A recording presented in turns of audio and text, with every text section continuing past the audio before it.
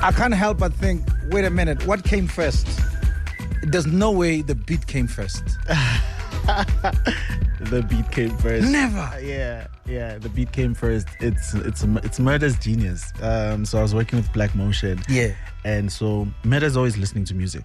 Always, like, his ears are always open to what's happening. So this is actually, I believe there's a Senegalese song that is like, it's almost like one of those songs that they sing at soccer games. It's one of those, like, it's like a cultural anthem. Yeah. Everyone sings it, but no one owns it. Okay. So Murder finds this version of the song. And then, so he's playing it over and over, and he's playing it. It's like, I've got a vision for this thing. Yeah. I'm like, but we need to do it in English so we can reach more people. Yes. Because I think the original is probably in Swahili and whatnot. Yeah. And it's kind of like a similar vibe. Yeah. So we sort of took a lot of inspiration from that song, but we gave it our own flavor. Yeah. And and then I put the lyrics. And at the time, I just had my first child. Oh. Yeah. So her name is Letaba, which is why the song's titled Joy Joy. Wow. So it was almost like I was speaking from that place of new husband, new father, and that's how the song came about. Oh wow! How old were you when your first was born? So this is in 2018. How old was I in 2018? I'm 30 now, so that's 6 years ago. Yeah. 24. That's 24. Married already? Yeah, I got married at 23.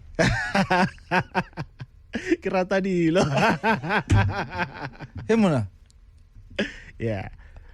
No, it made sense. At the time... You're 23. What do you mean it makes sense? I knew I found a gem. Yeah. I found myself... I got lucky. So I was like, rather than wait until I'm ready, let me jump in and then we'll get ready while we're inside. So when Letaba was born, were you guys eloped already? So we had gotten married. We had been married for about a year. So I think she was born because we got married in Jan in 2017, and then she was born in December 2018. So we probably had a whole year where it was just the two of us. Yeah, honeymoon. And then the very next year, honeymoon, guys, honeymoon. The very next year, she was born. No, you have to tell me when you told your parents you're getting married at that age. It was a tough conversation. I can imagine. So we went to see both parents. Funny enough, her parents were cool. I think also at the time, obviously, I was coming off, like, people knew me because I'd done the competition and my name was out there. Yeah. So when we met her parents, I think they probably had an idea of my quote-unquote success at the time. They thought, okay, he's an established musician. It's okay. He's probably solid. He can take care of our daughter. Yeah. Whereas when I went to my parents, they knew I wasn't established in any way. So my dad kept asking me, are you sure about this? Yeah. But then my mom met my wife, and literally the first thing she said, she was like, oh my gosh, I just love you so much. Because and it was so genuine. Like, the first thing she said was, I love connection you so right much. there. And she hugged my wife, and that was their first interaction face to face. So kindred spirits. Yeah, no, there was a lot of similarities in them, I think. And at the time, my wife had like short hair. She had just cut her hair. Yeah, and my mom, when she sort of met my dad during that time, she had short hair. So I think she also saw a lot of herself in my wife. So that softened the blow, but we had to get married. We needed it. What do you mean you needed it? Life was tough. Like, it's tougher. It's when you're together. We didn't see it that way. We looked at it and we thought, look, if we can come together, then we can carry this load together. As opposed to, you trying to make it, you struggling to stay in that apartment. I'm struggling to stay. I was staying in a back room at the time. Yeah. This back room is costing me everything. But we're spending most of our time together. Okay. How about we come together and we build something, and we see how we can work as a team. And that was the idea and the thinking behind it. Oh my word, you are brave. Yeah. Takes a man, brave or right? desperate, I don't know. It was one of the two. And you look back and you're like, Brenden, well done. Best as in for being brave. 100%. I think if I carry that braveness in everything I do, it's because, yes, there's a lot of naivete to it. That's right. We were extremely naive, but I think sometimes you have to follow your instinct. It's that one step, man. It's that step. And so we didn't know what marriage, we didn't even really think about it, to be honest. And I think you just wanted to officialize. We just wanted to be together. Yeah. And officialize being together. And because we're Christians, there were certain things that were limiting how far we could go as a couple. So we felt like, let's do the right thing. Let's respect our parents. And let's give it a go. And was it easy because you were in church, both of you? I think yes. So it was easy because ultimately we knew that was the final step anyway. So it just felt like, well, I love this person and we have it right now. Yeah. We might as well, So yeah, I think in that way it made sense. Like a lot of it made sense. Like, oh, okay. We get to live together. We get to build. My wife had just dropped out of school. She was doing an accounting degree. Yeah. So in her third year, she just dropped out and decided to start a business. Oh. So that was another thing. So she decided to start a nail business. I'm imagining the parents are like, what? You see, so we were dealing with a lot. So a lot of our relationship with our parents were not as close as usual because, like, again, I was trying to make the music thing work, which is very stressful. That's right. And now she had sort of joined a similar journey in business. You're both entrepreneurs. So now it made sense because we understood each other.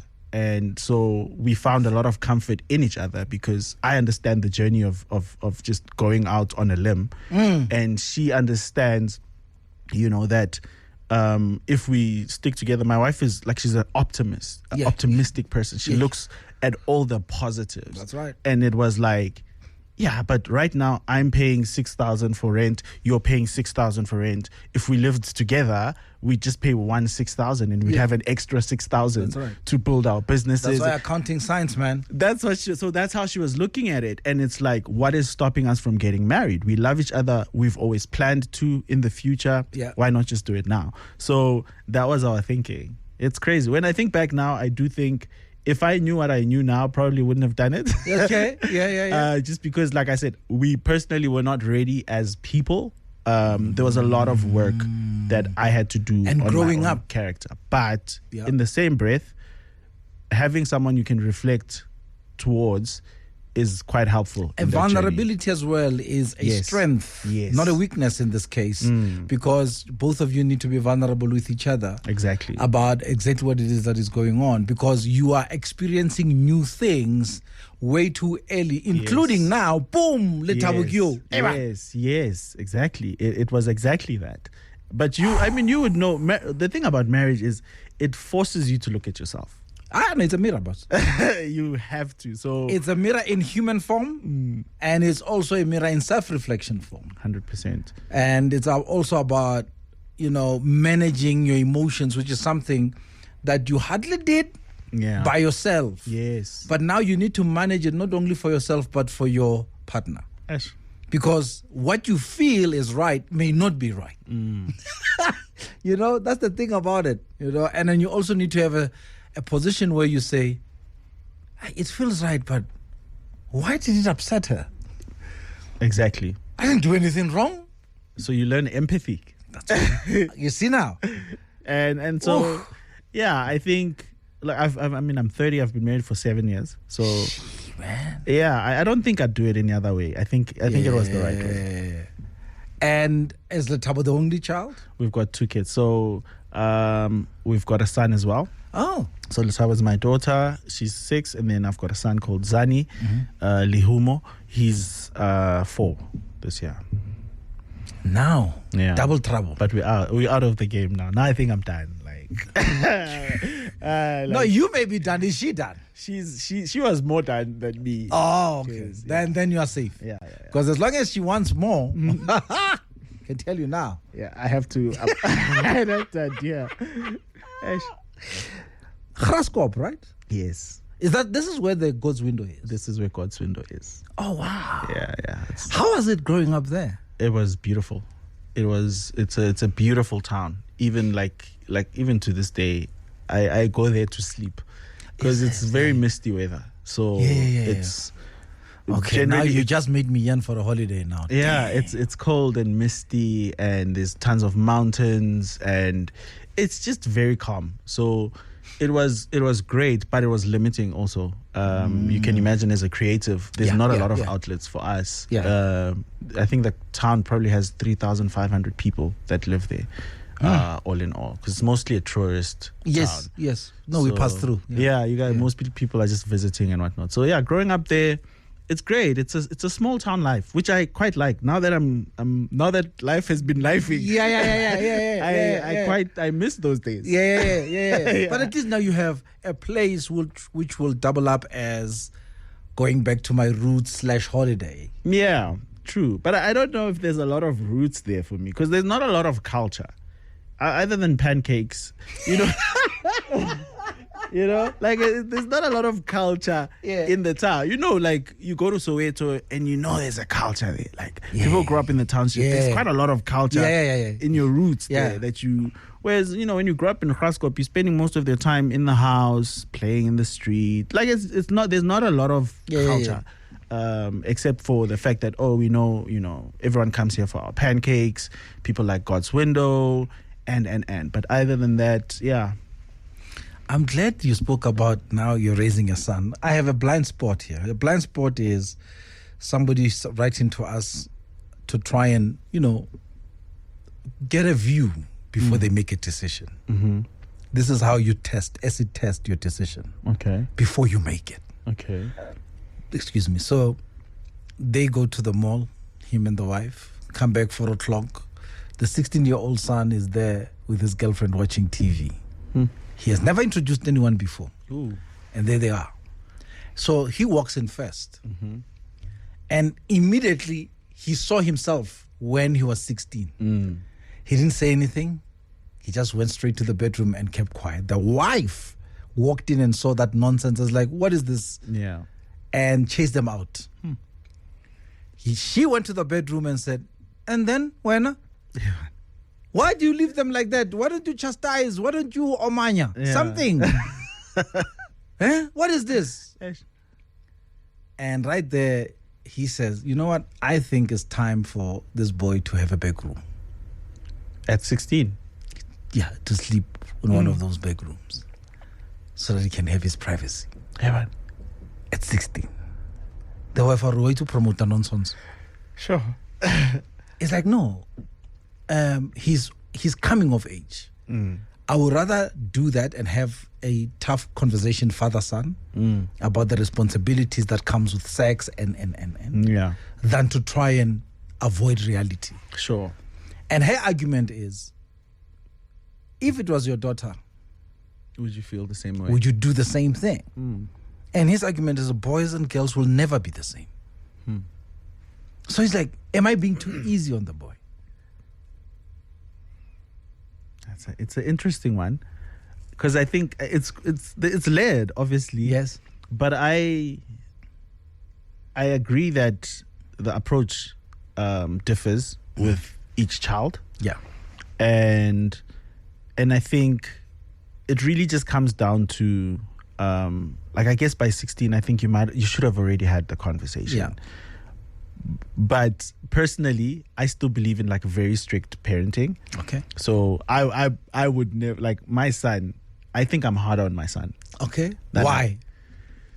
Because I think generally the world is harder on men in terms of, if you do the wrong thing and if you don't abide by certain values and principles, I don't think you get a pass, you know?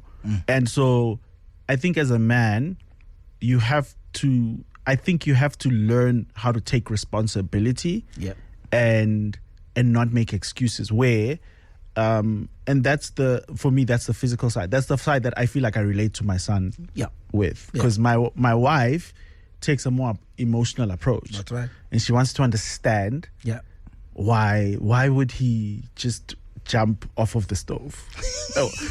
She wants to understand the thinking of that. What's the motivation? Whereas I want him to understand the consequences. That's right. And so do it, but you understand. So I get that. I mean, I wouldn't go as far as saying you can, but I think I get saying you coming of age now, and you probably think you know better, and you have urges and you have decisions that you can make. But I would more lay out all of the scenarios. Yeah. To say, if you go this direction, this is likely what happens. And if you go this direction, this is likely what happens. Yeah. However, under my roof, I only provide this option. And that's it until you become an adult. And that what will that option be? The option would be, I don't think I'd have a problem with him hanging out with his girlfriend. I also wouldn't have a problem with my daughter hanging out with because I think, like I said, I think the conversation should be had earlier on. That's right. And I think our kids should be open enough. I think the biggest thing is that they were shocked that it was happening and that he had never said anything. Yes. So I think on me is to create a space where my son can come and say, hey, Dad, I met this girl, all these things. And then I'm like, yes. And you've told me about how, sex is something important and I should probably wait. I should probably what this is I've taught him from a Christian perspective. Yeah. This is what sex is meant to be. This is what God designed it to be. Yeah. And we've had the conversation. Yeah. And so when he starts to have urges, I feel like I should have created a space where he can tell me about immediately about anything and say, Dad, this is how I'm feeling. And even if he does something wrong, to say, hey, Dad, I know I said I was going to do this, but unfortunately this happened the other day and I feel, but that's what I want to be able, but I also want to be able to say, well, because you've done this now, you've taken this decision, you're going to have to live with this for the rest of your life. So, but ultimately my thing would be, you can hang out in an environment that's controlled. I have cameras all around the house. I want to see anything. I'll see everything. And these are the boundaries. You don't go past this point. So, in short, he's being too easy. I think he's being too easy. I think 16 is not old enough. I know myself at 16. Yes, I thought I knew better and I was becoming a man. Yeah. But I didn't understand responsibility. And I think the biggest issue here is responsibility. And I don't think at 16 you can be responsible. And I think it's the best way of saying consequences. Yes. Because normally we teach by warning, and that sometimes loses the lesson, right? So responsibility. Because if he has a child, I'm taking care of that child. He's not taking care of that child because he doesn't have a job at 16. Are you factory? Are you farming? Yeah, are you panda? Ka 16. Yeah. Ulo panda in because now he has to drop out of school. Exactly. So that then becomes a conversation. I get Romona. So goodbye to grade 11, my boy. Yo, my stomach turned. Imagine that conversation. It's a tough conversation, but it's really about responsibility and when is, how old is, I mean, Dave Chappelle has a special where he asks the question, how old is 15 really? And I think the whole point is, if we say 16 is old enough to do this, but it's not old enough to do this, then is he really a man? Because he can't take man responsibility. But you want to experience man privilege. So how old is 16 really? You have to explain this song. My goodness. This is the God You Keep On Blessing Me, yes. The single from the new album you released, you said 3 months ago. Yes. So I dropped the single last year, I think in October. Yeah. And to be honest, he was not blessing me. Is it? But it was more of a prophetic standpoint where I knew that somehow this is working for my good. So there was just a lot of things happening in my life personally. We got robbed at some point. We lost everything in our home. Our house flooded. It's just a bunch of things that were going wrong. And then God just dropped a song, and it turned out to be quite a prophetic song, and just I've seen it ministered in other people's lives. I've seen it really show up where people can really express moments of joy, and it's always things that has taken a long time to get to. Like people use it. It's probably like the most used gospel song on TikTok. That's true. True. Every time I turn my phone on, it's the song. Yeah. But people use it on their weddings. People use it when they're giving birth. People use it on graduations. And it's like, I can completely understand that because it's a prophetic song. Wasn't there a way of God delivering this song to you without flooding your house? I mean, really? And that's the thing. That's the thing about God. I feel like I also wish, I truly wish there was a way we could have true impact without actually having to experience the pain and the suffering that comes with that. Because I think it helps though, because then you know the magnitude of what you're doing, and the value of it is not really in the numbers, it's in the experience and knowing the cost of it. And it's really what I was saying now off air, is that it's so easy for people to see Uncle T and be like, yo, Uncle T, this thing, he just does it so easily, he moves his buttons so simply, he asks the right question, he's so eloquent. They don't know the work that goes behind that, the prep. They don't know the attacks that you get to be able to be the man that you are. And there are attacks, trust me. Yeah. Always. And it's that responsibility and blessing conversation where... There's a lesson you gave off air about blessing and responsibility. I cannot let that pass. Tell us, you saying God gives you first there? The blessing. Well, I think he gives it at the same time. When he gives you a blessing, there's an equal responsibility that is placed right behind that blessing.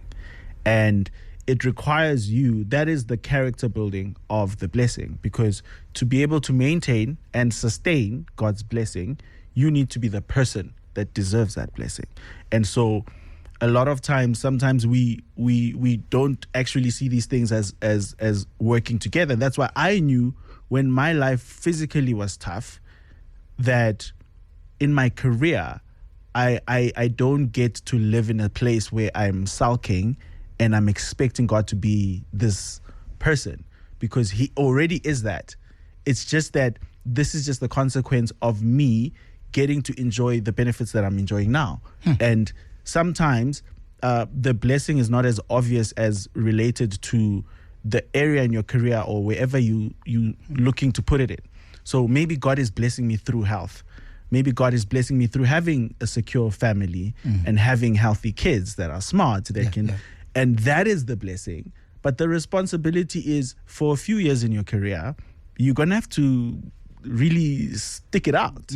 You're going to have to toughen it up, because I'm taking care of these things. But as much as I'm doing that, I'm building the character so that you can actually see me in the way that I'm showing up in your life. Because if you're just doing it on your own strength, eventually you start to believe that it is you. You start to believe that you're the magic. And I've now learned because of this experience that I'm not the magic. I'm merely just a tool in which the magic can flow. And so my job is to always present myself or put myself in a position where God can use me, where God can do what he needs to do, and whatever that is. And so I'm willing to be a water boy for God. If in this season, ice boy. And I've done that, you had Murder, and I've worked with Black Motion, Murder, behind the scenes as an engineer. Just, that was the season. The season as a musician for me was you can help other people reach their dreams. And that is because right there you could raise your hands and says, Hunty, when is my turn? When is my turn? Because I see everything. I see everyone is, and that's my idea. Look at her, she's popping. That's me. You see, but you can't be that, because you have to understand that the responsibility of God trusting you with these ideas, these songs, is that you have the character to sustain relationships. You have the character to be able to be a nice person to work with. And it's not because Meta did say it. He doesn't touch a song without you in the studio. We work together. At this point, I don't touch a song without him in the studio now. And it's a point where when I did this album, I roped him in, and I was blessed enough, because now here's the seed I've been sowing that's finally paying off, because he could listen to it from someone who understands music broader than just gospel music, broader than just, he could tell me, okay, I like this is going to work, this is the single, this is the whatnot, this kind of thing. And it's like you build those relationships through understanding the responsibility of whatever God's gift is in your life at that season. So yeah, it's quite a complex idea, but I think it's very simple at its core. It's just about really respecting whatever season that you're in and occupying it with grace. You are teaching me so much, and you're a young man. 30, still youth. Yes. Father of 2, married at 23. At what point did it come to you that when you are being flooded, when you are being robbed, instead of pointing a finger, because with God you keep blessing me, you saw a blessing when there was none. You were really head in the clouds, right? And that's exactly what happens is when things go bad, we go on a knee and do what? And pray. Pray. But what the prayer is? It's a complaint. Why have you forsaken me, right? Why did you celebrate? Because you sound like you're celebrating. So it's not even just about the song, it's about the character. Why? Yes. I think my life had been, it wasn't the first time. It wasn't the first time this had happened. But there's a pattern when I look at my life and I look at all the things that I've been through, that I can see that there seems to be storms around me, but for some reason, it never affects me. Oh. So I think I finally realized that God will let the devil do what he can around me to distract me, but has his hand on me. And funny enough, the way that we were robbed was so interesting because both my wife and I had just left the house and it was in broad daylight. And immediately, like probably 5-10 minutes after I drove out to the gym, which I don't even go to gym anymore. I just started a gym routine beginning of that year, right? Yeah. And I was like, actually mid-year that year. And I was just trying to get my health right. And I'd left to go to the gym. And midday, they came in with guns, and we had 3 people at the house that were helping in the garden and in the house. And they had guns, and they put everyone down, and everything happened. And literally, I arrived like 10 minutes after. And my wife, I think, had already just arrived like 5 minutes after. And I looked at it, and I was like, wait, these people had guns, and no one was hurt, no one was injured. All they took was, my Dolce & Gabbana Smeg juicer and a TV and basically all the equipment. I think it was probably like maybe 300,000 Rand worth of loss in terms of assets because we, in the digital space, that's what we use. So all our computers and blah, blah, blah. Yeah. But we were safe. Our kids were at school. It was, I was just seeing all these blessings. It was like, I understand this sucks. We have to recover now. There's a lesson there for me. You are preaching to the converted because we believe, right? Yeah. But it's not everybody who is like that, but life affects us the same. Yeah. What are you saying? When things happen, find a silver lining or look at your life in terms of what you have survived? What is the formula here? So I think the best way to explain it, there's a saying by, I think, Marianne Williamson, who says, a miracle is a change in perspective from fear to love. So that for me really sums up what this was, is I went from my perspective being, this is a scary thing to happen, to where's the love in what just happened? And I realized that the love is that everyone here, one, we're in a position where we had just taken an amazing insurance.